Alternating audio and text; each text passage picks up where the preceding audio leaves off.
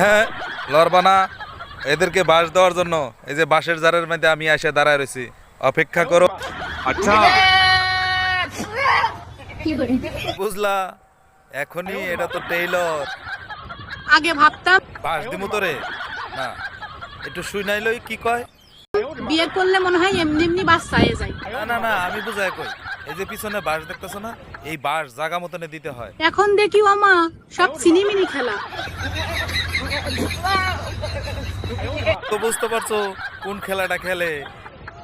আমার গাড়ি আমার আমার গাড়ি আমি চলাই তগরে তো বেজত লাগে করে।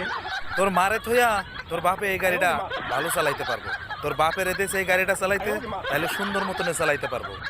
আমার এই গাড়িটা যদি আপনি করে আমি 1 ঘন্টার জন্য দিয়ে দেই। কি তোর বাপের দিবি না? আগে তোর বাপের দিয়া দেখ, তোর বাপে যদি সার্ভিসটা ভালো পায় তাহলে জনগণের মাঝে দিয়া দিস, দিয়া দিয়া এটা টেরাই করিস গাড়ি ভালো না মন্দ।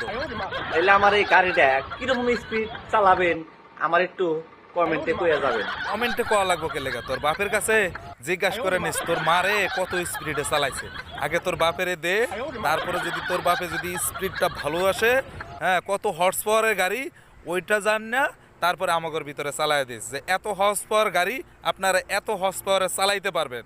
কি ঠিক আছে না রে ভাই? যদি আরেকবার এরকম ভিডিও পাই এর থেকে বড়টা বাস নিয়ে এসে দাঁড়াবো।